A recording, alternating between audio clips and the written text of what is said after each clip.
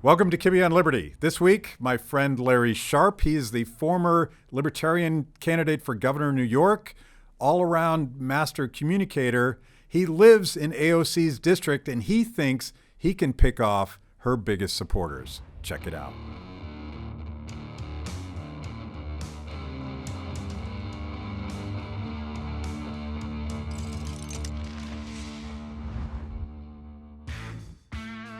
I suspect we will. Larry, good to see you. I'm very happy to be here. Thanks for coming to my city. I appreciate it. Yeah. Welcome. All the beautiful things happen here in Manhattan. This is the center of the world for many reasons. It's financial, not as much anymore, but it used to be. But more importantly, Trump comes from here. Bloomberg comes from here. AOC comes from here. So they all come from here. AOC is my congressperson. Libertarian candidate for governor, Larry Sharpe, comes from here. Yes, absolutely. That guy's pretty cool. That's what I hear, at least. That's what you hear. That's what I hear. So I wanted to talk to you about something that you said a while back, and I think you say it all the time, but your personal history, it creates an opportunity for you to talk about capitalism and markets and liberty in a way that is compassionate and bleeding heart and empathetic to people that are struggling today, particularly the millennial generation. And I thought it would be interesting for people to get to know you a little bit on my show. And let's start a little bit with some of your personal background. And let's talk about your candidacy first so that people understand that you're like a big L libertarian. I am. I'm a proud big L libertarian. There's so many things you put there. Let me just see if I can go in right order. I'll go backwards to forwards if I can remember them. I'm a big L libertarian. It's true. I believe the Libertarian Party is the only answer for America. I don't think there's any other answer right now. And some people don't like that. They think I'm crazy, but I can't see anything else. The Republicans and Democrats are not going to unite us. There's no way they can, right? They've become tribes. If you look at both of those parties, they're no longer parties. They're just tribes. How do you know that? If you're old enough, you have gray hair like me, you can think back and look at a Carter Democrat versus a Clinton Democrat versus an Obama Democrat, a Reagan Republican versus a Bush Republican versus a Trump Republican. They're different. And they're different because the warlord on top of the tribe has changed. And that warlord decides, our tribe is this. And everyone says yes, and that's how it works, or you leave our tribe. And people are leaving the tribes too, but that's what they do. But our party's different in that we have a very simple philosophy, and that is be as liberal as you want to be, or as conservative as you want to be. Just don't force your views on others, which is the only way we can come together, which is why we fight so much, because we have liberals and conservatives in the same room saying, I think you're wrong, or I think you're wrong, or I think you're wrong, but not saying there ought to be a law to stop you. Yeah. You can do what you want to do. I still think you're wrong, but you can do what you want to do. That's the only way to unite us. That's why I'm a big L libertarian. And I think it's worse, and everybody says it's worse, but politics has essentially become a proxy for a culture war. Sure. Where one tribe mostly just resents how the other tribe lives their life. Absolutely. And they want to get controls of the ring or the keys to the kingdom so that they can force that other tribe to live the way that they want them to live. Well, it's the idea of elections have consequences, right? And what that means is whenever you hear elections have consequences, it means my side wins, shut up. Yeah. That's what it means. My side wins, shut up. But in our view, my side wins, go be you, right? Yeah. My side wins, now go be you, right? Not now you must be me. I can still be me, and I can still say things that I think are right or wrong or just or unjust, but I don't have to force my views on you. It's my job.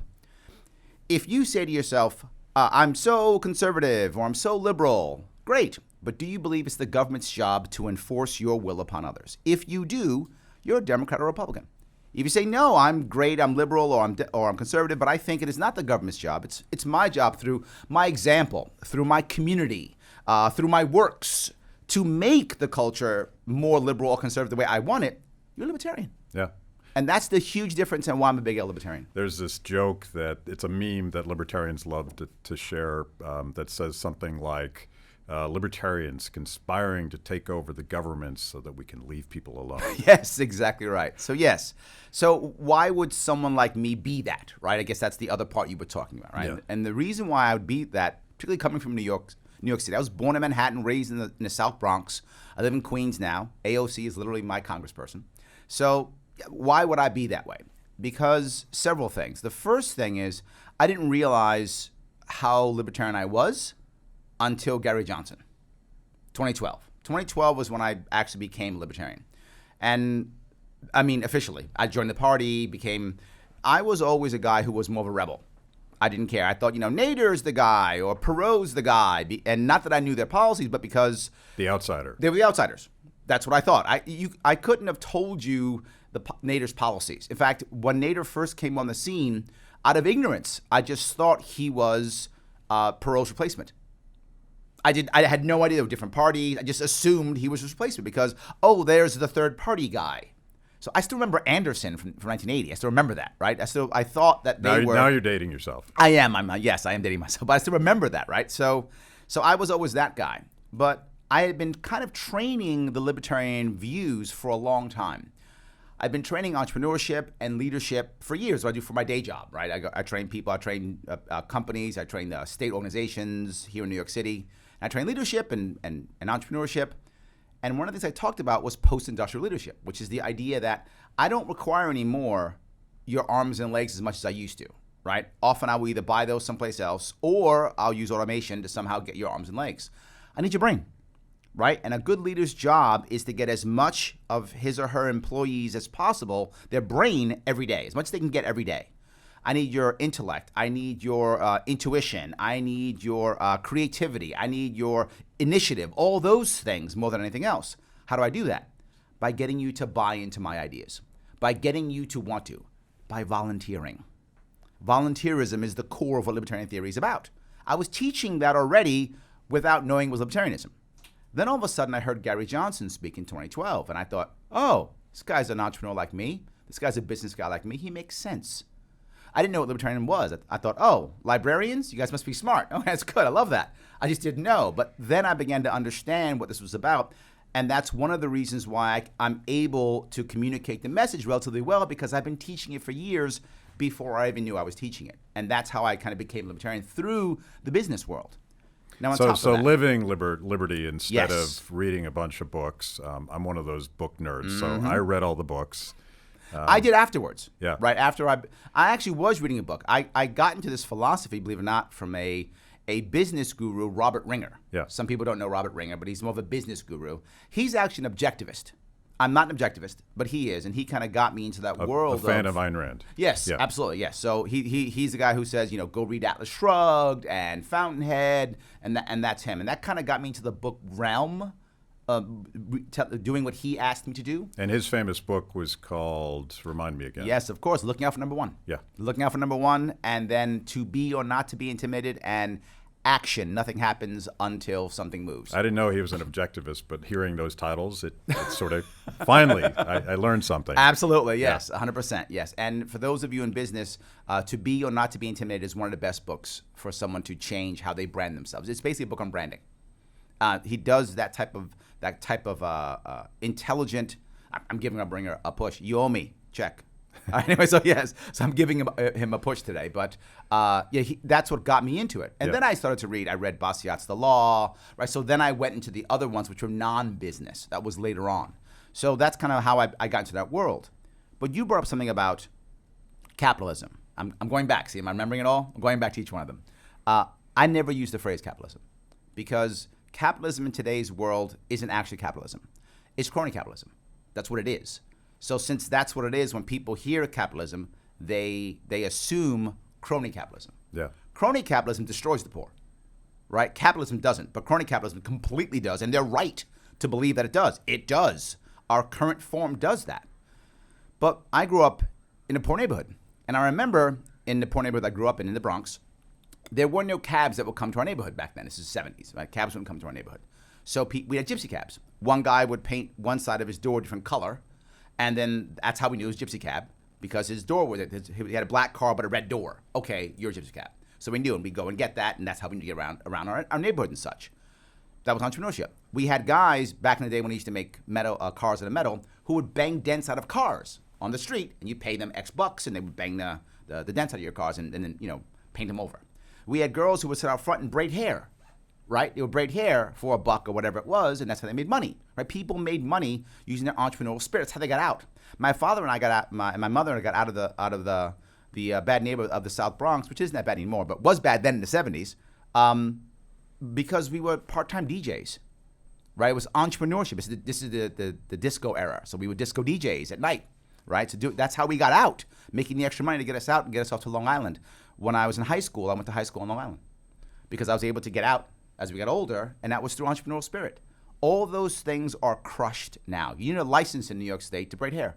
You need a license to walk a dog, right? Who in the world, what, is there a big dog walker? Is there big braid? It doesn't exist, right? Yeah. The guy who starts or the gal who starts a dog walking business or a hair braiding business is someone who's trying to make themselves better. They probably have a criminal record. They probably got a bad credit. They probably went through a horrible divorce. They probably can't get a job. They've got a terrible resume.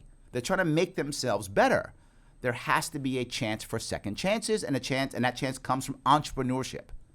That's the critical piece. If you look at most brown and black communities, many of them immigrant communities, but not all, but many are, what's the thing they all have? Entrepreneurial spirit. That's literally the war on drugs. It's a war on entrepreneurship. It literally is. It's a war on entrepreneurship.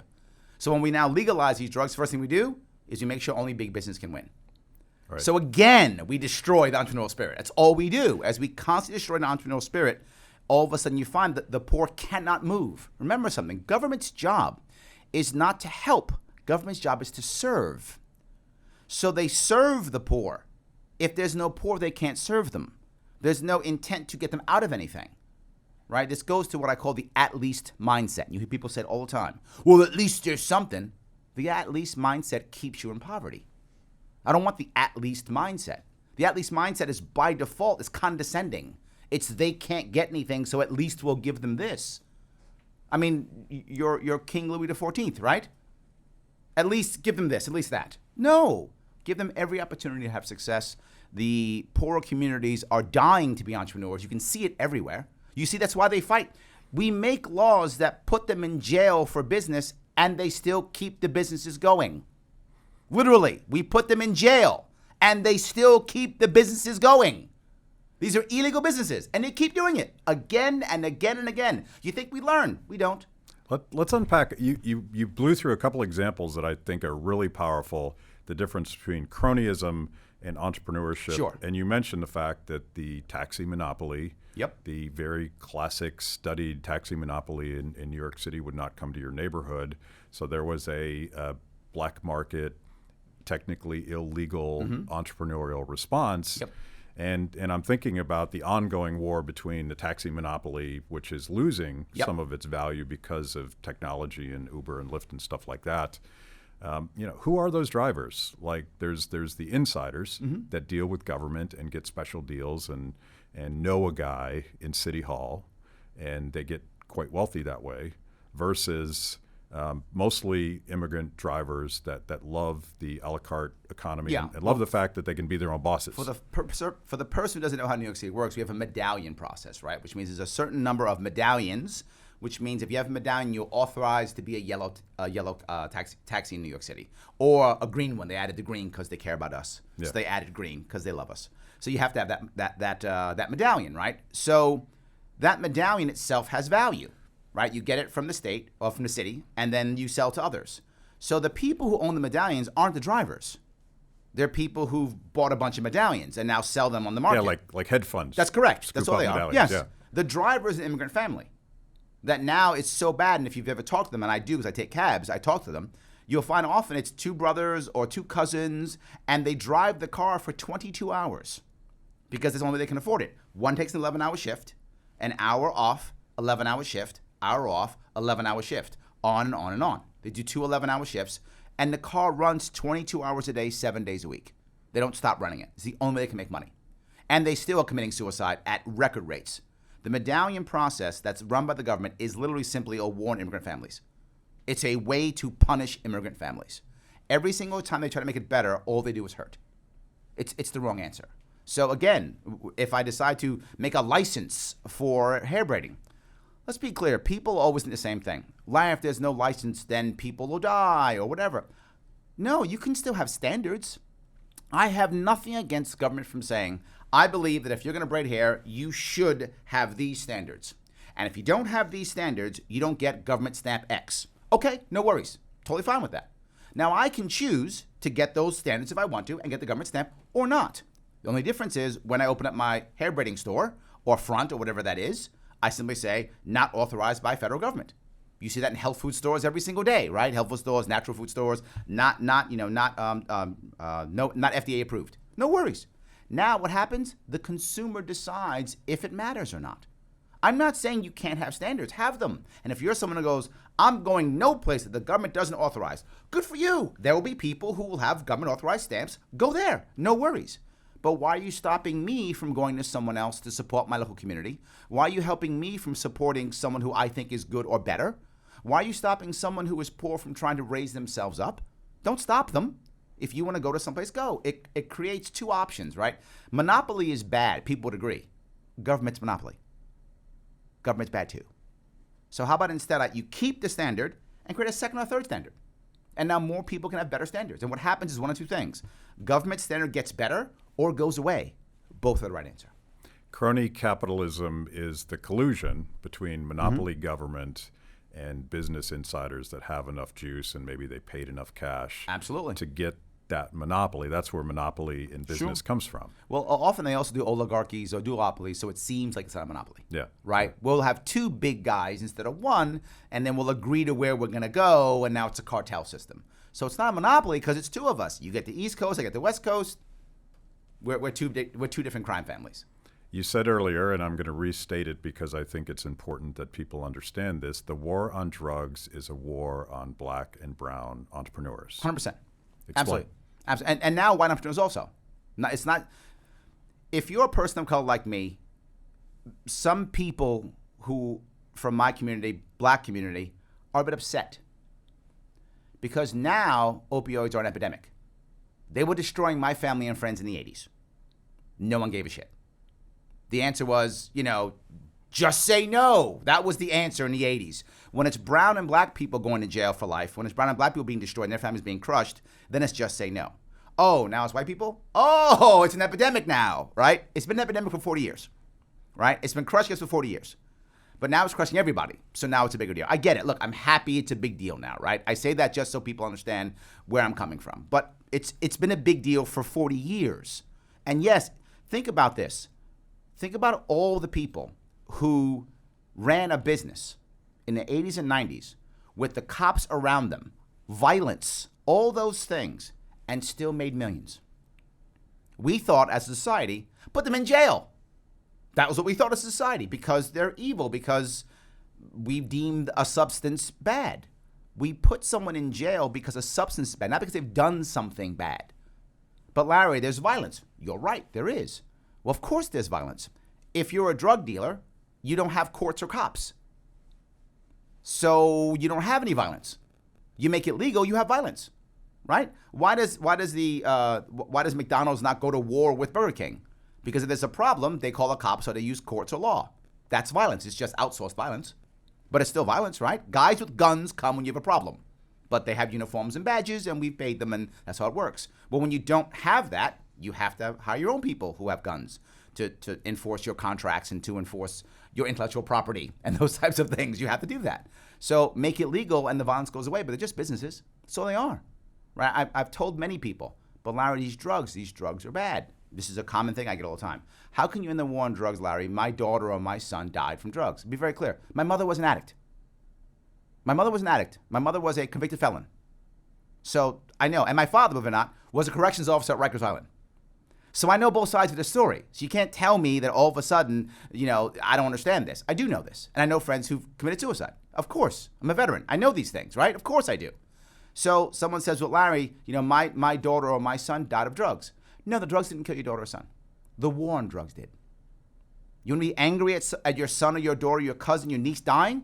Be mad at the last 8 presidents. Be mad at them. They killed your loved one. Not the war on drugs. Because I asked people, look, when I was going across this state, people brought this up because I wanted to regulate cannabis like onions. And I wasn't joking. That was like onions. You want to go off and grow your own medicine in your backyard? Go on with your bad self. Do your thing if you want to. You want to buy it from the local guy? There was a meme that came out that said, Larry Sharpe, if you like your dealer, you keep your dealer. Right? Because literally the dealer that you have could just decide overnight, okay, it's legal now. I'm going to go down and get a DBA, and now I'm going to sell weed legally, and I'll pay taxes, and I don't have to carry a gun or a bat anymore. Life is good. Right? That was my goal. And I bring this up. I'm sorry, I'm going all over the place because it's a big deal for me. As I cross the country, people would say things like, Larry, you don't understand. My son died of an overdose. And I would say, let me ask you a question. When your son died, I'm gonna guess and tell me if I'm right.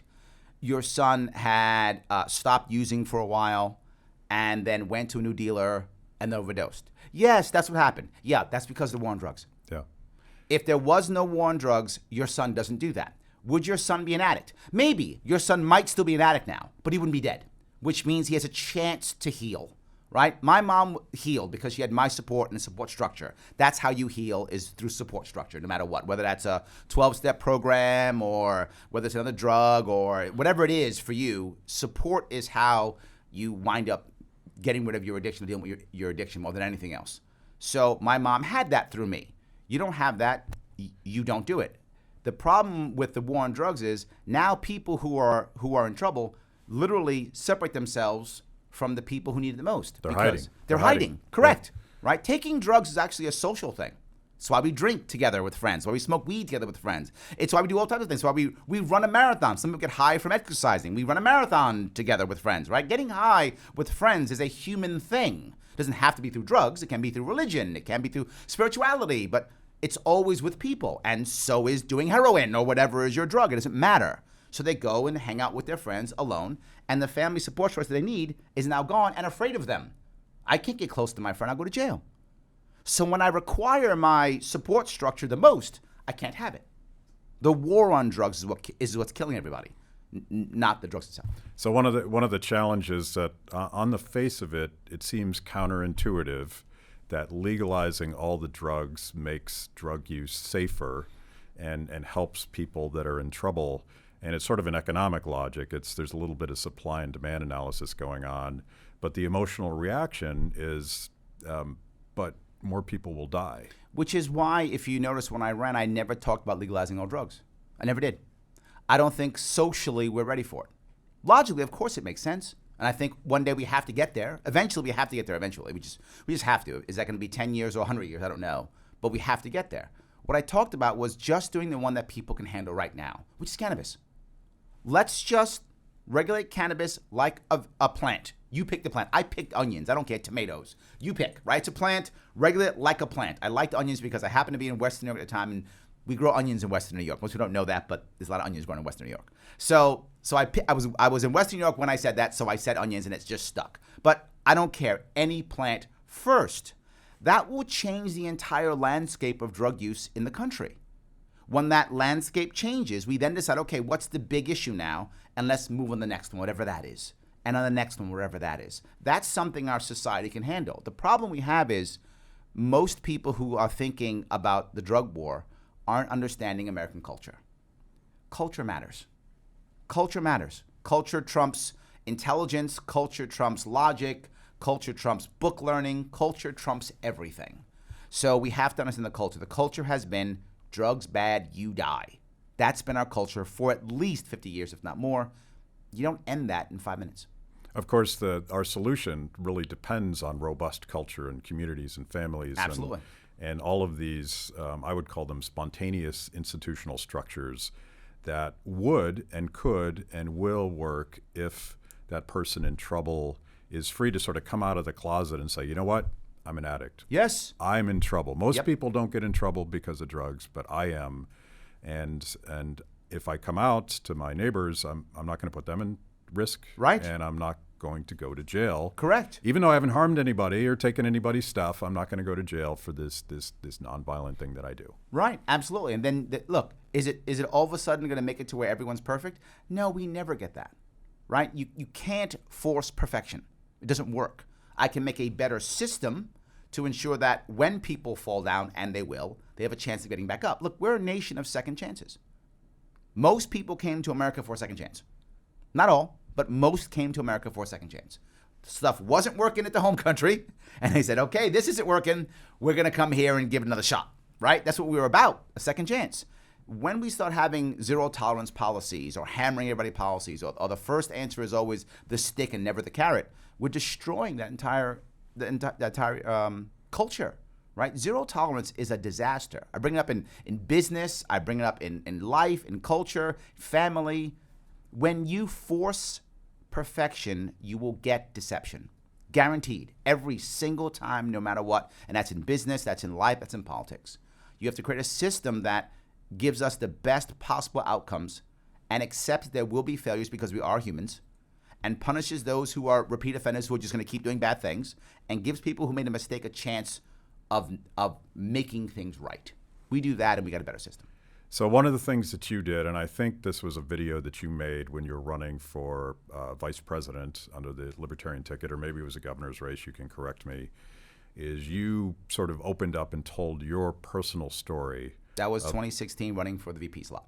And so, and this is something that libertarians really, really suck at, is being willing to sort of tell their story or somebody else's story. That, you know, we want to like talk about philosophy or economics or something. You had a hard time growing up. Tell that story. Well, I'm adopted. And the funniest thing is I didn't know I was adopted until I was 30 years old. My parents lied to me for 30 years. So that was kind of interesting. Oh, wow.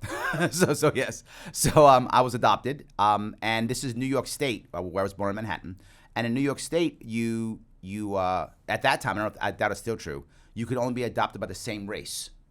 There were racial laws in New York State. Wow. Yes, I know. Wow. Yes. This is the 60s. You would think it wouldn't be, but yeah. Yeah. But the liberal bastion that New York State is, there were racial laws. So because I'm mixed race, I had to be adopted by a mixed race couple. Otherwise, they wouldn't let me be adopted.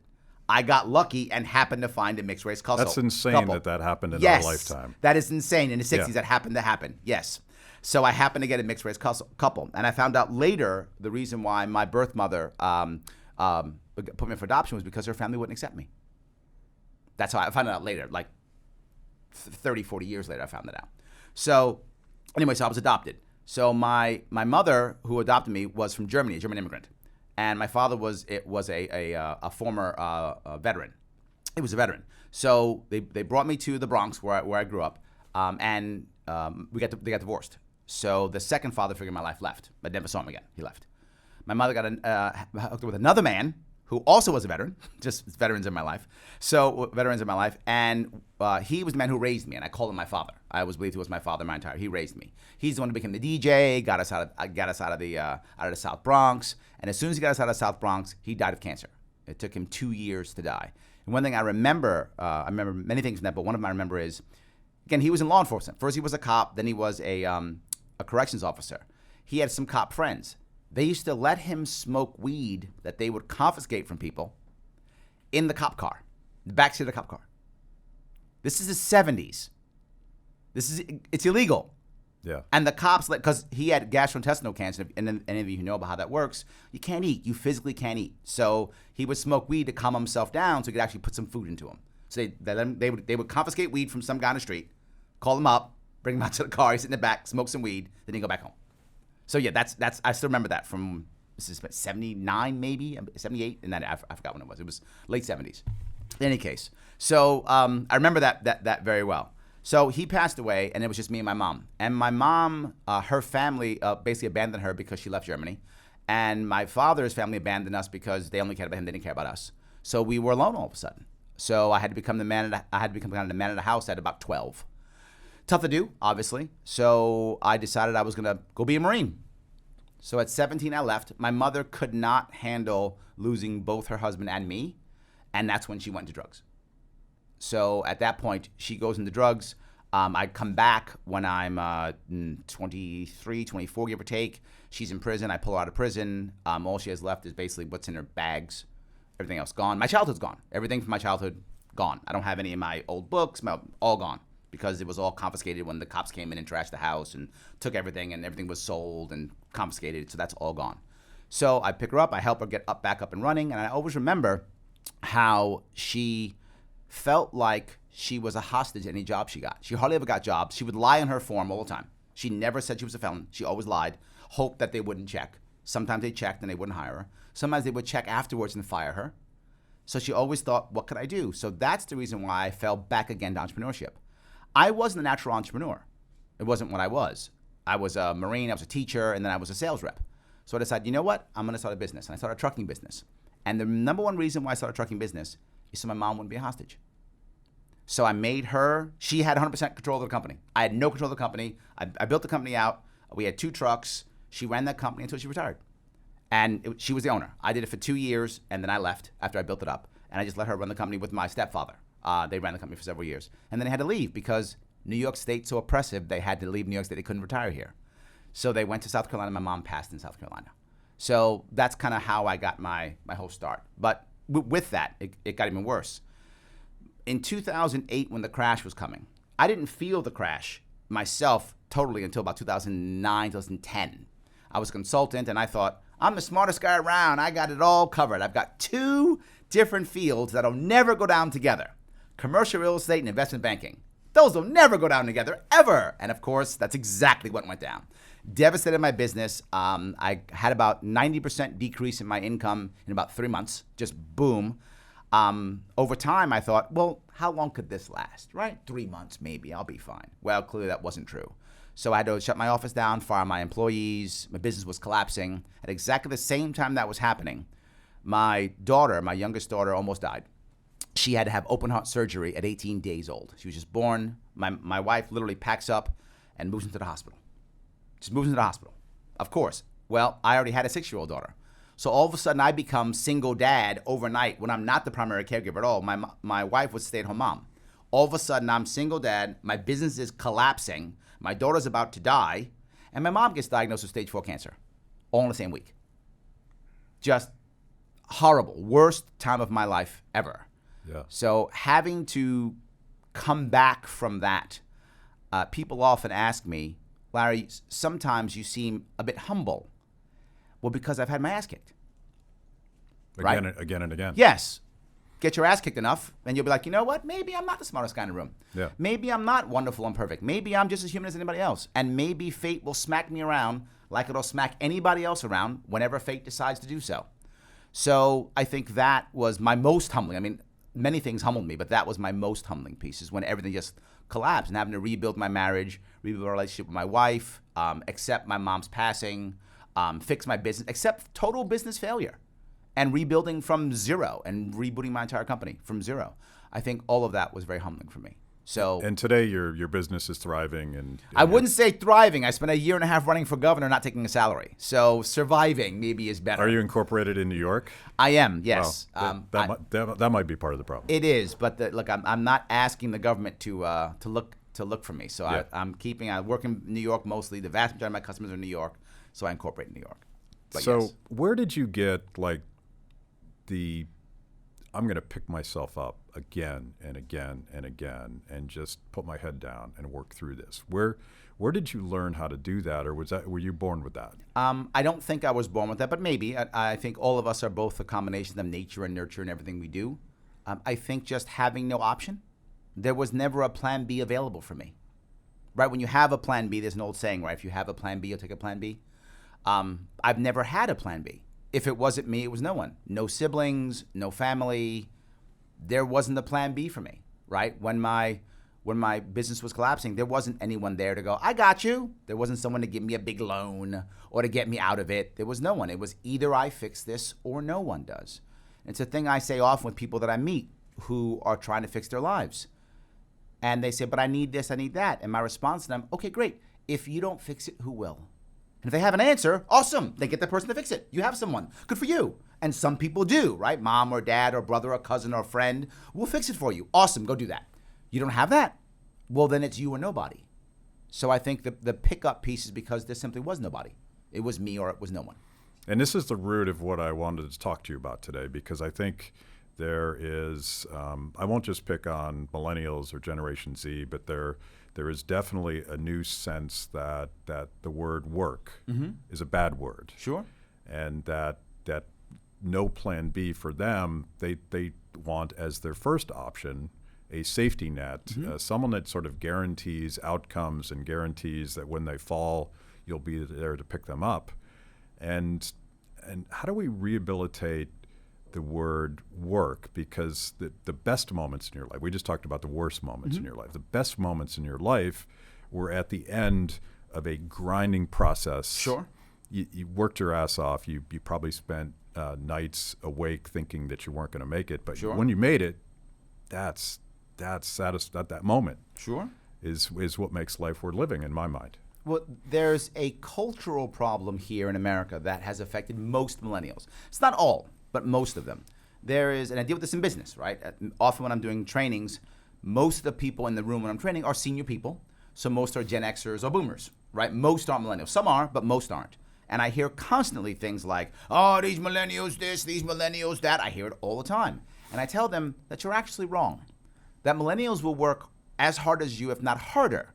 But millennials are looking for something that Gen Xers aren't and that boomers aren't either. And that is, at work, they're looking for community and purpose. If you don't give them community and purpose, they feel wrong, bad. They don't know why. They don't know they want that, right? That's the problem is they don't know they want it. They want it. And how do I know this? Look at nonprofits. Look at millennials work in nonprofits. They will work 20 hours straight, sleep under the desk, not shower, sadly not shower. By the way, these millennials will not behind the camera. Yes, they're the bad ones. They're very coddled. There we go. Yeah, they're the bad ones. There we go. Yes. So they'll sleep under their desk, get back up, and get back to work because they have purpose and community. Now you might say, well, everybody wants purpose and community. It's true, but if you're a Gen Xer or if you're a baby boomer, if you don't get it, no worries. You still work and you go and find it someplace else. You join a trade association. You join a hobby group, your church, you join the Knights of Columbus, you go and find your community someplace else. If millennials don't get it at work, then they have a problem. They don't know it. What happens? Many of them will beg for more money or think that their job isn't fulfilling, so they need a new job, or they won't want to work because it's not fulfilling. And if you're an uneducated employer, you might go, okay, here's more money. But then they're still unhappy. So they ask for more money because they're actually unhappy. What they actually want is community and purpose. Yeah. They don't actually want more money. They don't know any better. So when we're leading millennials, we have to ensure they understand why what they're doing matters, who else it affects. It doesn't have to be this glorious, I'm saving the world. It can't just be, we're making people who, get haircuts feel better. Oh, okay, I got it. We're making people feel better. Yeah, we're not just selling razors, right? Selling razors makes millennials feel like, making people feel better when they get haircuts. Oh, okay, that's better. Now, I'm making that up, obviously. Yeah. But conceptually, a business, why do you think so many millennials, when they go on interviews, and I interview many of them, they go on the website, they go on the Instagram, and they look and they say, what's this company about? They care about what the company's about. It doesn't have to be saving the world, but it can't just be about money. Would you add the word service to that? Sure, Purpose, absolutely. service? Service, absolutely, yes. People think it has to be saving the whales or something. It doesn't. It just has to be bigger than money. Yeah. If it's that, you will find many millennials do it. And here's the reason why we have a cultural issue. In the 80s and 90s, there was a push to grow self-esteem. And that movement was absolutely well-intentioned. It was to try to make better kids, to make people strong, because good self-esteem does make people stronger, more resilient. That's true. But the problem is they didn't realize that it's not about telling someone they're great.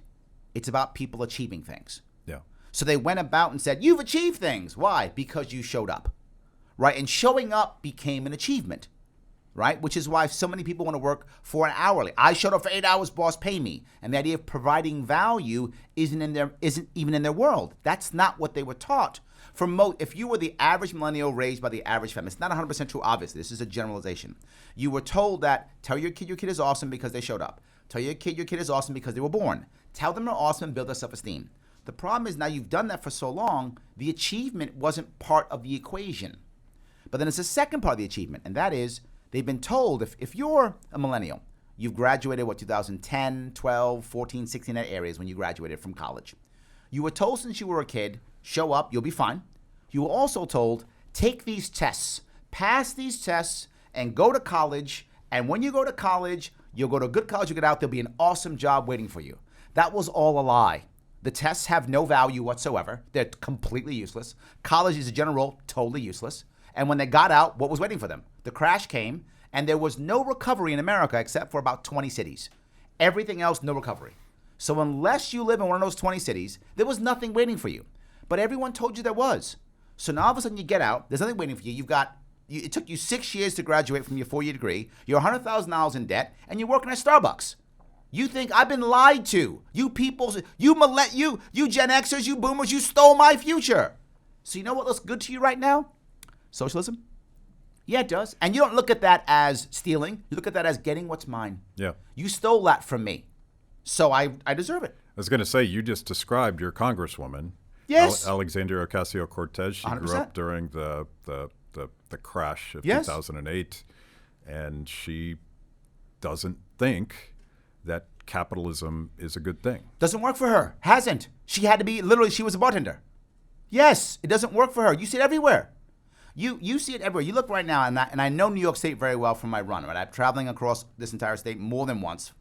I've seen it many times. You find a guy or gal who goes to a trade school, becomes a plumber. They're making $100,000 a year at least. They're 24 years old, no college degree. Then their buddy who was told, go to college, take these tests, is 24 years old, $50,000 in debt, and is literally working at a fast food joint. That's everywhere. That's the norm. Imagine how you feel that you went through all of this. And not just that, you have kids who are literally snorting Adderall so they can do well in tests. I'm not making that up. That's a thing, and you millennials know that's true. There's guys snorting Adderall so they can... They're not going to admit that. They're not going to admit it, but it's true anyway. Yeah, there we go, yes. So, sorry, you guys are the bad ones. That's right, yes. So, I mean, doing that to take tests, contemplating suicide if they fail. We have a suicide epidemic in youth that we've never had before. It's all over testing that doesn't even matter. Then they do all of this, get a college degree, and there's nothing waiting for them. Of course they think government has to fix this. Who else? When bad things happen to people, they create 3 archetypes, is what human beings do. A villain, a victim, a vindicator. They just create them magically. It doesn't have to be true. They create them, right? So things didn't go well for me. Who's the victim? Me. Who's the villain? If I come from the right, it's probably immigrants. If I come from the left, it's big business. But there's a villain either way. Someone's bad, right? Either the big businesses screw me over or immigrants screw me over. Someone screw me over because they're the bad guys and I'm the victim. Who's the vindicator? Well, depends upon what side you're on. If you're on the right, it's Trump. If you're on the left, it's Bernie. Someone's going to fix it for me. And that's how it works. It's literally that simple. The purpose that you were describing earlier, I think, I wonder why it is that this third option that you and I are thinking is the keys to all of these tribal problems and all of these frustrations, liberty and the opportunity and responsibility and hard work that comes with that. Why are we missing that window of opportunity? Because it seems to me that right now, as we speak, Bernie and her top and his top acolyte, AOC, they are capturing the imaginations of people that are, all they know is that the system's not working. Correct. For me. Yep. Why aren't we capitalizing on that, and how could we? I think we are, and now I got to cover 3 things on that. The first thing is you made a perfect point of that. These 2 people, right, the Trump and Bernies of the world. America has been begging for the other for a long time, right? Since Obama, clearly, right? In theory, Hillary should have beaten Obama in 2008, right? She was clearly the most experienced person. But if you're a Democrat, Obama was the rebel, right? He was the rebel. So Democrats picked the rebel in 2008, and then he won, right? Again, they kept picking rebels. Rebels kept winning, right? Even Bush, if you look at 2000, Bush was a rebel compared to Gore. Gore was establishment, right? Clinton was a rebel. The first Clinton was a rebel, right? Bill Clinton was a rebel. Then you look at the next one. Trump, absolute rebel. We've been crying for a rebel for at least 20 years, if not more, right? We've been begging for something different. I think we are growing. How do I know that? 2018, I actually got ballot access for a Libertarian Party in New York State. Never happened before in the history of Libertarian Party. New York State rated the least free state by Cato 2 years running. Take that, California. Yes, exactly. We're number 1. Absolutely. Yay, yes, we're we got winning. number 1. Yes. Finally, the least something. Free state. Yeah, we got it. See? And 2 years running. We are not playing games. So yes, that's what actually happened. Not just that. The second that I won, you meant, this is a little bit inside baseball, but in New York State, to get ballot access, you have to get 50,000 votes on a gubernatorial line. That's how it was. Well, I achieved that. I blew that away. They now changed the rules. Yes, I'm not joking. They changed the rules. Now it's 130,000 votes or 2%, whichever is higher. And now it's not every 4 years on the gubernatorial. Now it's every 2 years, so I can't do it this year. So they ensured that I'm out of it. This is like Lucy and Charlie Brown in the football. That's correct. Yes. All third parties, not just the Libertarian Party, but every time, and this happened to Gary Johnson, and you try to get on the presidential stage the way that Ross Perot did, and the two-party duopoly says, well, we're not going to let that happen again. Not going to happen, yes. We're not going to have, this is not a conversation. That's correct. We're going to keep trading power back and forth. And that's why I know we are taking advantage of it. And the second thing is, 2019 was the first year that a Libertarian Party was an official party in New York State. The first year. We had 7 victories across this state. 7. Now, New York State has what's called fusion voting. Some people don't know what that is, but that means in New York State, you can be on multiple lines. You can be a Democrat and Libertarian, Republican and Libertarian. You can be on multiple lines. Most states don't do that. I think about 7 do it. So most don't, but in New York State you can. If we count those that were cross-endorsed, we had over 100 victories. About 96 people who were cross-endorsed and 7 who were Libertarian. That's magic, because you go back 40 some odd years, the answer was 0. Now there's 7.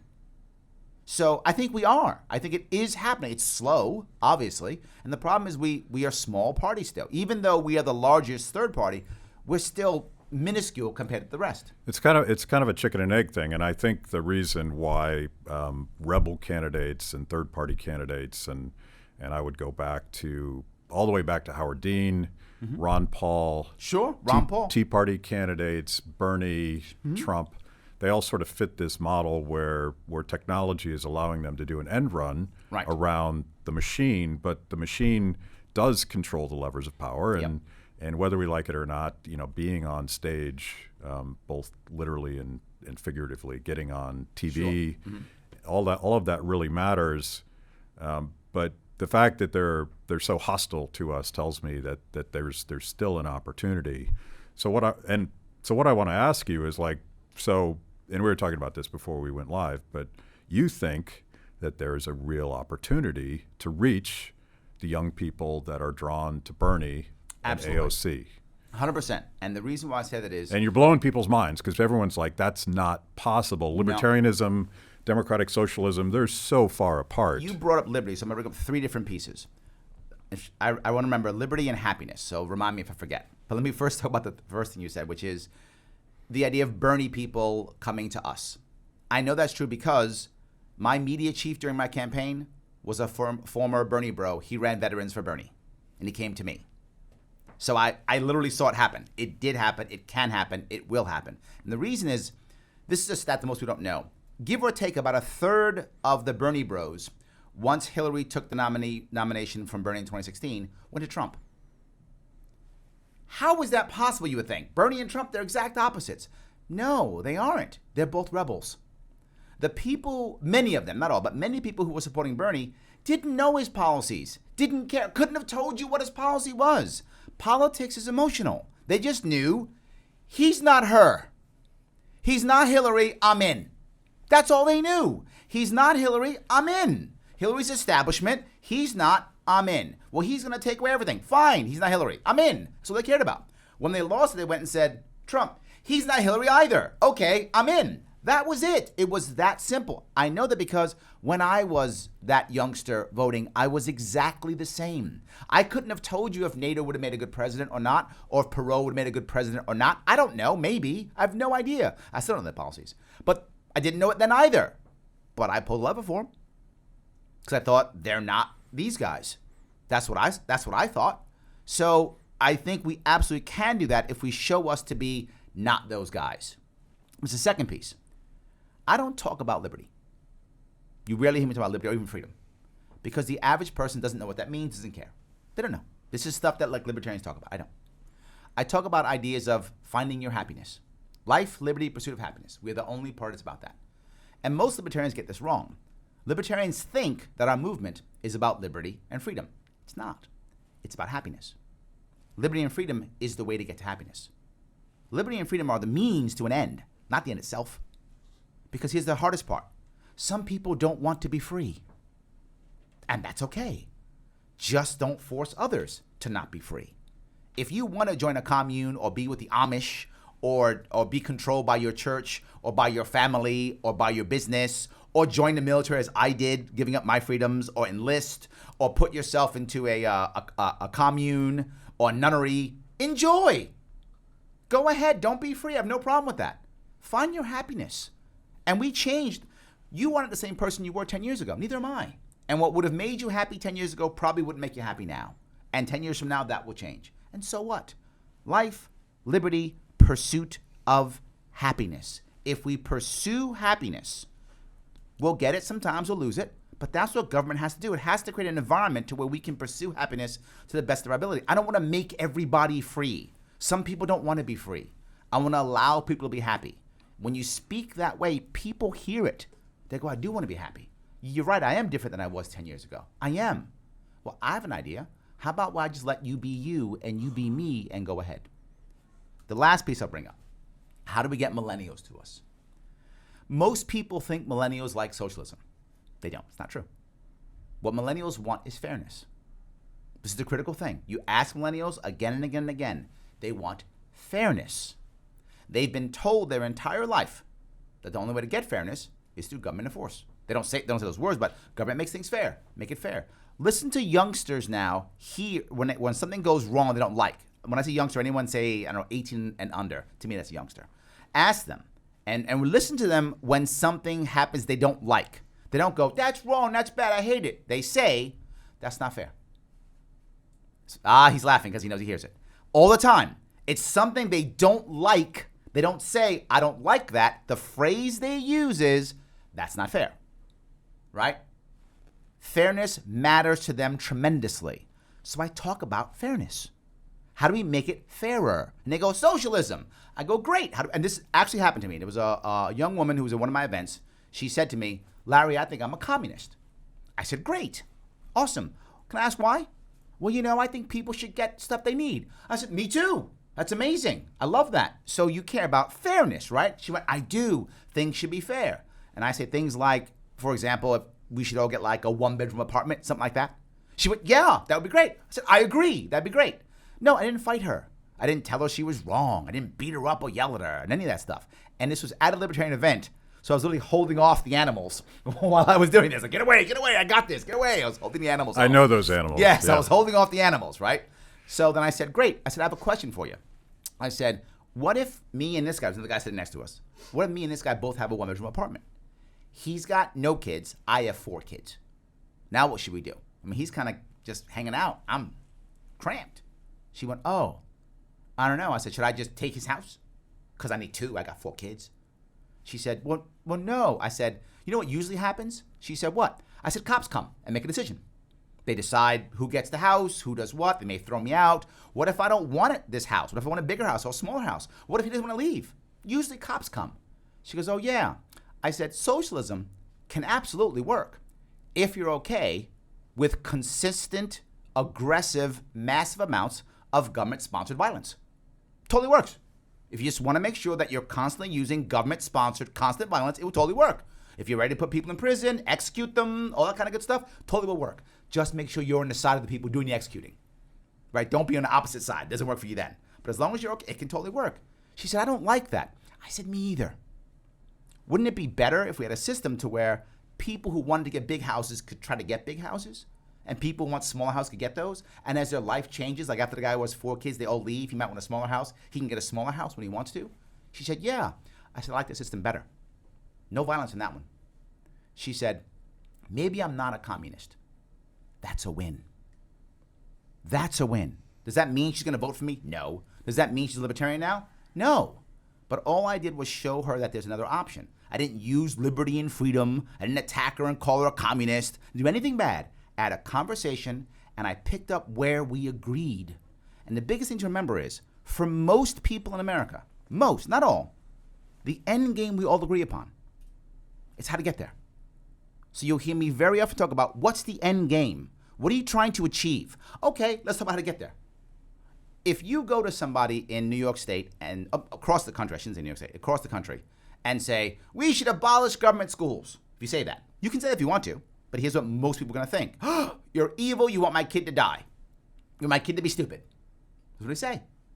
But if you start with, don't you want better education with your kids? They'll go, yeah, great. How can we get there? Now we have a conversation. And then eventually you might go to, maybe we should get rid of government schools. Yeah, maybe we should. You get that if you start with the end and not the means. If you start with the goal, you have that conversation. You'll hear me say often, I do not want people in the liberty movement having debates. You never see me in a debate, unless I'm trying to win an election.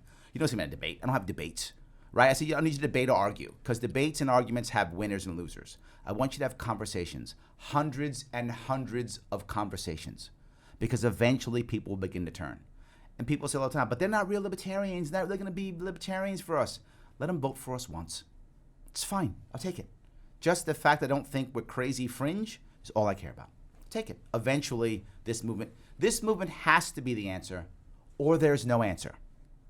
Talk about the strange bedfellows that you gathered in your campaign, because it wasn't just former Bernie bros. I was actually at the 2016 Democratic Convention, and I was speaking to this lady, 100% Bernie bro. I guess I don't think that's a gender-related name. It's just people that are fanatical about Bernie.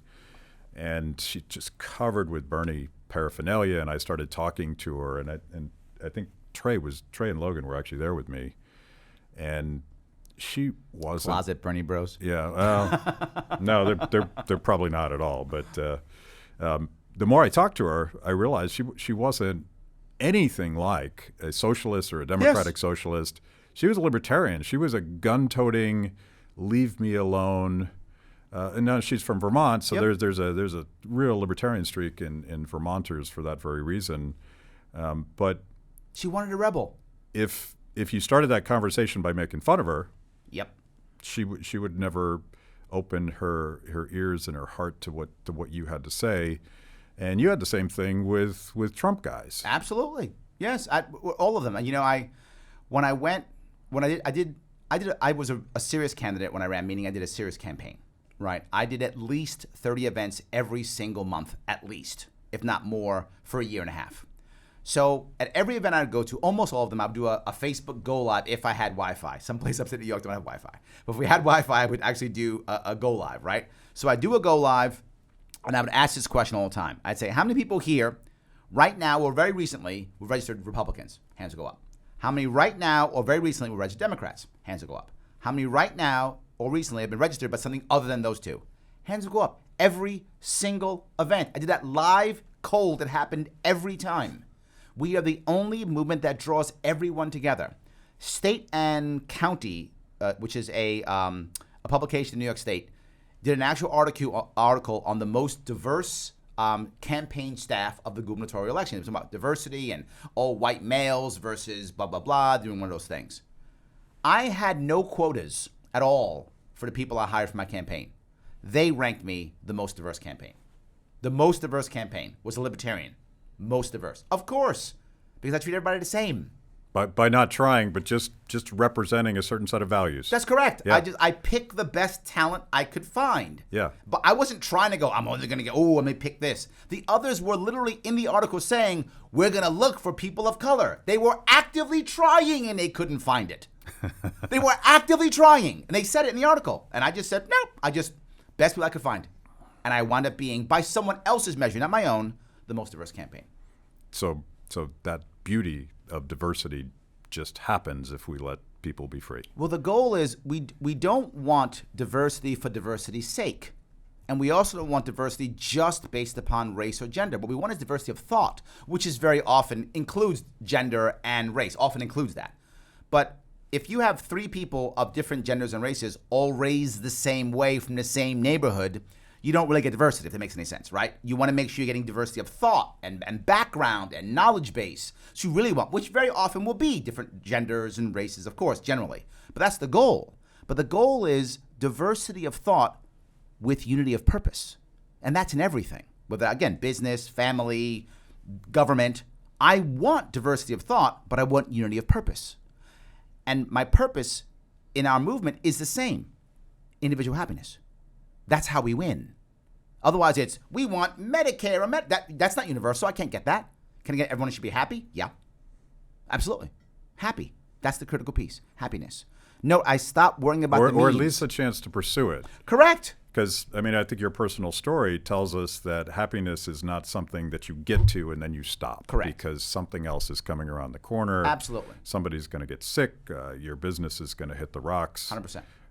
And I understand that there's some people, I know them in my personal life and my friends and my neighbors. There's some people that aren't comfortable with the uncertainty of that pursuit. Absolutely. And they want safety. They don't Yes. they don't want to be free to pursue happiness. And all we're saying is let me be free to pursue happiness. Absolutely. Because I might be able to help you fix some of your problems if I'm free to do things the way that I think they should be done. And we see that in everything. If we look at what creates the most successes, it isn't the big established business, right? If you look at the business world now, I talk often about business. That's my normal world, right? Is business world. The biggest companies aren't being the most innovative. They're buying the small companies who are innovative, Yeah. right? Yeah. They're trashing their R&D program. And they're just saying, okay, let's look around. Oh, well, you guys are good. Buy you. You guys are good. Buy you. They're doing that. So that individual person is still giving us the best results for whatever industry you want. It's Yeah. a common thing. So we do want diversity of thought. It's critical. You can't have success without it. You just can't. So yes, I completely agree. Our movement's all about the happiness piece, which is why I want us to talk about that, right? I'll go one step further. The details of each individual policy, they will often trap you. And I say things like, and I use it all the time, I'll be in a room full of libertarians and I'll say, how many people here are against universal health care? All the hands go up. I go, no, none of you are. You're against the mandate. You're not against universal health care. You're against the mandate that forces it. And you just see them go, like they just can't handle what I just said. What? Yeah. You're against the mandate. If I had a way, I don't, but if I had a way that could get everyone covered without a mandate, would you be against it? They're like, well, no, thank you. You're not against universal health care. There's a dog whistle people use and you fall for it. Don't. I'm not against universal health care. I'm not. I'm against a mandate that forces me to do stuff. That's what I'm against. It changes everything. But I don't just say me. I'm against government forcing anybody. Anybody. I don't use it, don't tread on me. I use don't tread on anybody. Because don't tread on me is selfish. Don't tread on anybody. One of the things when I ran, I supported some specific causes, which if you're running as a libertarian, you should be thinking about this. I supported some specific niche causes, which have nothing to do with me. I support the vaping industry, right? Being attacked, there's no tomorrow in today's world, being attacked in New York State. People say, how can you support vaping? It kills people. Oh my God, it's horrible, it's an epidemic. And I say, first of all, maybe it is and maybe it isn't. But so is smoking, so is alcohol. Those are legal. Why are we punishing vaping? Yeah, exactly. Not just that. I don't vape. I don't smoke. It doesn't affect me at all. It doesn't affect me in any way, shape, or form. If every vape shop went under, it doesn't change my life at all. Except that I know that we purposely destroyed the industry, got rid of at least 2,000 jobs in New York State, if not more, and crushed entrepreneurial spirit. Destroyed it. Destroyed entrepreneurial spirit in this state. That bothers me. But personally, I've never bought a product in a vape store in my life. But I went to them often. And as I went to them, here's the worst part. I don't know if you know this. If you try to, on Facebook, if you try to advertise an event in the vape shop, Facebook will stop you. I'm not surprised at all. Yes, they will stop you. Nope, you can't do it. So I would go to these shops knowing that I couldn't do Facebook ads and I'd have a lower turnout, but I wouldn't care. I supported the industry because it matters, right? I supported a family court reform in New York State for fathers who've been hammered, and some others too, but heavily fathers who've been hammered in New York State, fathers' rights movement. I'm not divorced in New York State. I didn't go through it. Doesn't affect me. Doesn't affect me at all. But everyone's rights matter, not just mine. I'm not a guy who goes, my rights. Nope, our rights. All of our rights matter all the time.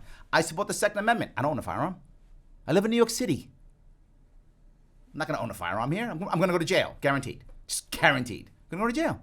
I don't own a firearm, but I still supported it. I support many issues that don't affect me at all. This is what we have to do in this movement. Understand, it's not just for me and my rights. It's for everybody's rights.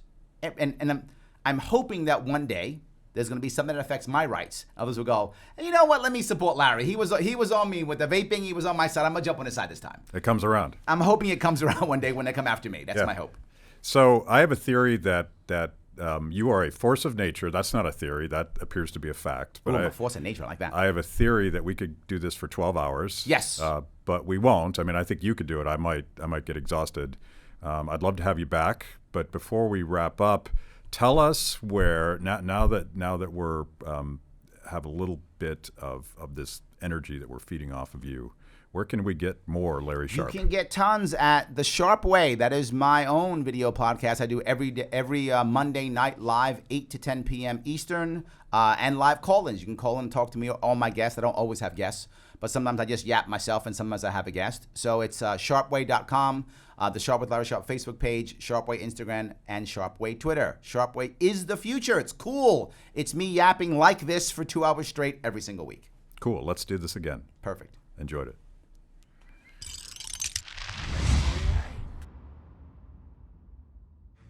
Thanks for watching Kibbe on Liberty. By now, you know this is the most important event of your week. So make sure you subscribe on YouTube. Click the little bell so you get notifications. Kibbe on Liberty, mostly honest conversations with mostly interesting people.